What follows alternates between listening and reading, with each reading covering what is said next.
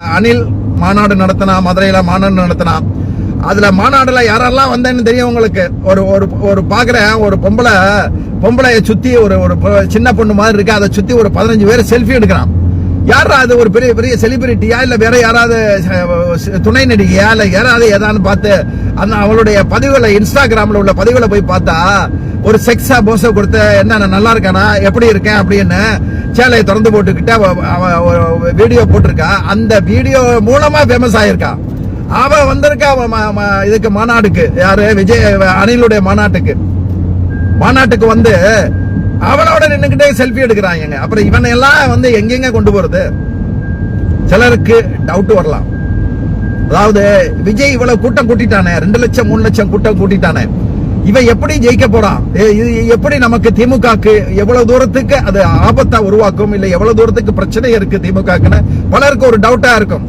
இவன் அதிமுகவோட சேர்ந்தா நம்ம தோத்துருவோமா, இல்ல இவன் தனியா நின்னானா நம்ம வாக்கு பிரிச்சு ஜெயிச்சிருவானா? எந்த கவலையும் திமுக தொண்டன் பயப்பட வேண்டிய அவசியம். நான் பேச்சுக்கு சொல்லல, சும்மா ஏதோ போற போக்குக்காண்டி சொல்லல.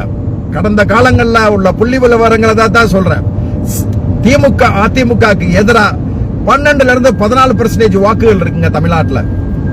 அந்த வாக்குகள் திமுக அதிமுக கூட்டணி, திமுக ஒரு கூட்டணி அதிமுக ஒரு கூட்டணி நின்னுச்சுன்னா அந்த வாக்குகள் எதிரில் நிக்கிறவனுக்கு போகும். அதுதான் விஜயகாந்துக்கு கிடைச்சது, அதுதான் சீமானுக்கும் கமலுக்கும் கிடைச்சது, அதுதான் இப்ப சீமானுக்கும் விஜய்க்கும் கிடைக்க போகுது. அந்த 13 பேர்ல மொத்தம் 12% விஜய்க்கு போடுறாங்களா, இல்ல சீமானுக்கு ஒரு 6%, இவனுக்கு 6% விடுக போதா? இதுதான் பிரச்சனை. வேற இவனை வச்சு நம்ம ஜெயிக்க போறோங்கிறது எந்த தோத்துருவோமோ அப்படிங்கிற கவலைப்பட வேண்டிய அவசியமே இல்லை. இவெல்லாம் ஒரு ஆளே கிடையாது. ஒரு இயக்கம் நடத்தணும்னா அந்த ஏரியாவில் உள்ள மாவட்ட செயலாளர் இருக்கட்டும், ஒன்றிய செயலாளர் இருக்கட்டும், பணம் மட்டும் இருந்தா பத்தாதுங்க. அதுல பணம் உள்ளவன செலவனை சேர்த்திருக்காங்க. ஆனா அது மட்டும் பத்தாது.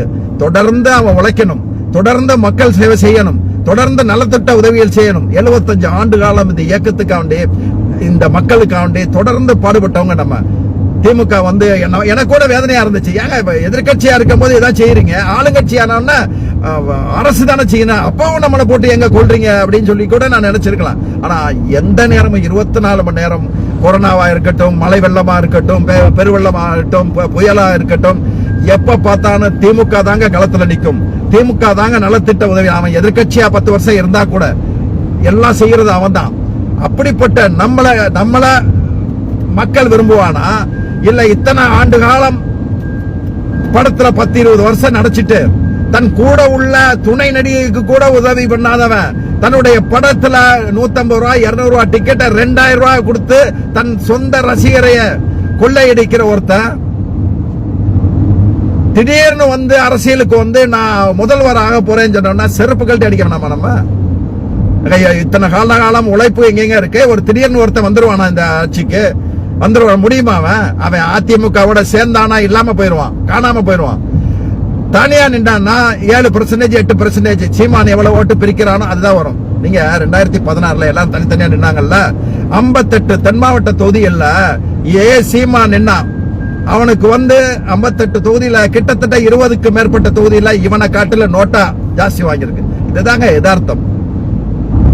இந்த சினிமா பார்க்க வந்த மாதிரி வந்த கூட்டங்கள் வந்து வாக்கானுங்க. கலா யதார்த்தம், கலா அரசியல், வாக்கு அரசியல் இதெல்லாம் நிறைய உழைக்கணுங்க. அதுக்கெல்லாம் எக்ஸ்பர்ட் திமுக. இந்த திமுக தாண்டி எவனாலும் ஒரு மயிரம் புடுங்க முடியாது. எனக்கு என்ன வேதனை அப்படின்னா, இந்த நாய் மாதிரி ஒருத்தன் வந்து ஒரு சினிமா நடிகன், அவன் வந்து கடந்த காலங்கள்ல தன்னுடைய படம் ஓடங்கிறதுக்காண்டி ஜெயலலிதா காலில் விழுந்து அந்த படத்தை ஓட வச்ச ஒருத்தன் இன்னைக்கு திமுக தலைவரை தமிழ்நாடு ஃபுல்லா உலகம் எங்கும் இருக்கும் தமிழனுடைய நலன் காக்கும் ஒரு திராவிட பேரரசரை, தமிழனுக்காண்டி உயிரை கொடுக்கிற ஒரு முதல்வரை அங்கிள்னு சொல்றான் பாருங்க. அவன் எவ்வளவு தினாவட்டு இருக்கணும், எவ்வளவு திமிர் இருக்கணும் அவனுக்கு எவ்வளவு கூதி கொழுப்பு இருக்கணும். நீ கொஞ்சம் பேர் வச்சுக்கிட்டு ஒரு சோசியல் மீடியால இது வச்சா நீ ஒரு பெரிய ஆள் ஆயிடுவானா? விஜய் அணில பெரிய பருப்பாயிருவானா? ஏன்னா நீ போடுறதாலோட ஒட்டுமொத்த திமுக தொண்டனு கொதிச்சிருந்தானா நீ காணாம போயிடுவா. அவன் ஒண்ணு கடிச்சனாலே அவன் காணாம போயிடுவான். நீ ஏன் நான் இது பண்றோம்? இன்னைக்கு இளந்தலைவரை வந்து போய் சந்திக்கிறாங்க. அரசியலுக்கு வரப்போகும்போது இளந்தலைவரை நிருபர்கள் கேட்கிறாங்க, இந்த மாதிரி விஜய் வந்து தனியா கட்சி ஆரம்பிக்க போற என்ன கரெக்ட், வரட்டும் எல்லாரும் வரட்டும், அதை பத்தி பிரச்சனை இல்ல, நல்லபடியா வரட்டும், நல்லபடியா ஒரு கட்சியை நடத்தட்டும், அதை பத்தி பிரச்சனை இல்ல, வாழ்த்துக்கள் அப்படின்னு தான் சொன்னார் இளந்தலைவர். நீ ஒரு மேடையை போடுற, அதுல வந்து நிக்கிற அப்படின்னா முதலமைச்சர் மரியாதையோட நீ குற்றச்சாட்டு சொல்லு. ஆட்சியில் அப்படி செய்யறாங்க, சட்டம் ஒழுங்கு சரியில்லை, அது சரியில்லை, இது சரியில்லை, எந்த குற்றச்சாட்டை சொல்லு, அதை சமாளிக்கிறதுக்கு இது இருக்கு. அதுக்காண்டி தரம் தாழ்ந்த ஒரு முதல்வரை விமர்சனம் பண்றீங்கன்னா உன்னை பார்த்துக்கிட்டு இருக்க மாட்டோம் நாங்க. நீ பெரிய மயிரே நீ சொல்லுவா, அதை நாங்க பார்த்துக்கிட்டு இருக்கணுமா? வா, நீ இந்த குஞ்சுகளை எல்லாம் கூட்டிட்டு வா. ஒரு சீமான சமாளிக்க முடியலடே உன்னாட.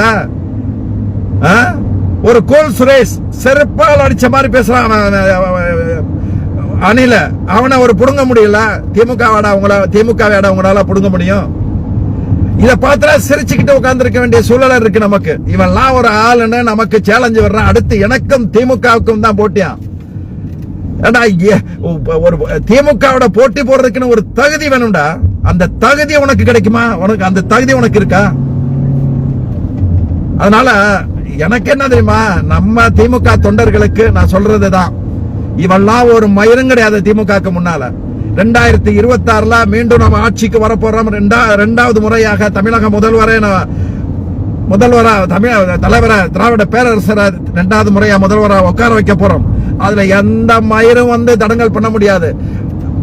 அதுங்க இன்னைக்கு திமுக நினைச்சிச்சுன்னா எத்தனை பேர் திமுக வர தயாரா இருக்கான் தெரியுமா?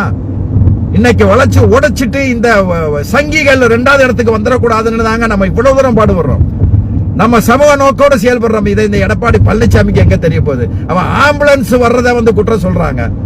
உங்க மெயின் ரோட்ல ஒரு ஆம்புலன்ஸ் வந்துச்சுன்னா காலங்காலமா வழி வர்றதானாங்க முறை.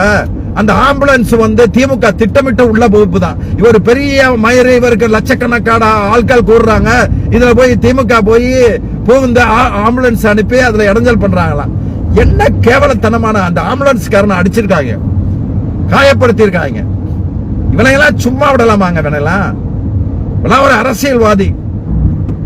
இதெல்லாம் வந்து இவன்லாம் வந்து பதவிக்கு வந்தது ஒரு ஆக்சிடென்ட் தாங்க, இல்லைன்னா வந்திருக்கவே முடியாதுங்க. இவெல்லாம் முதலமைச்சர் எடப்பாடி பழனிசாமி முதலமைச்சர் வர்றதுக்கு எந்த வாய்ப்பும் கிடையாது.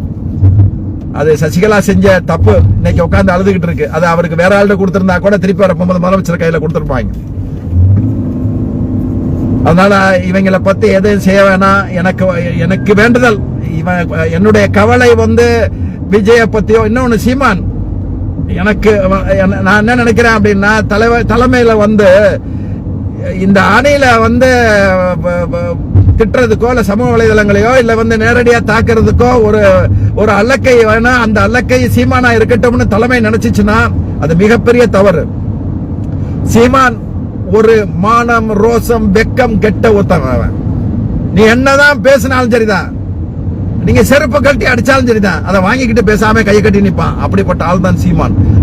அவன் தமிழ்நாட்டுக்கு ஒரு மிகப்பெரிய கேடுங்க. அவனை வளர்த்து விடுறதுங்கிறது நம்ம வந்து ஒரு பாம்புக்கு பால் பார்க்கிற மாதிரி தான். அவனை ஒழிக்க வேண்டிய, அவன் இந்த தமிழ்நாட்டு அரசியல இருந்து துரத்தப்பட வேண்டியவன். அவன் அன்புமணி எல்லாம் துரத்தப்பட வேண்டியவர்கள். இவங்கெல்லாம் பெச ஜந்துக்கள். அதுக்கு வந்து இவன் அணில காண்டி ஆமையை உயர்த்தி விடக்கூடாது. அவனை இந்த சட்டப்படி விஜயலட்சுமியுடைய வழக்குல சட்டப்படி அவனுக்கு என்ன தண்டனையோ அதை நம்ம வாங்கி தடுக்கிறதுக்கு முயற்சி பண்ணணும். எவனா இருக்கட்டும், அது அதிமுக இருக்கட்டும், சங்கியா இருக்கட்டும், அணிலா இருக்கட்டும், அவன் நேரடியா மோதிக்கிடுவான். அதுக்குடைய பலமும் தெம்பும் திராணியும் திமுக தொண்டன்ட்ட இருக்கு, நிர்வாகிகள்ட்ட இருக்கு.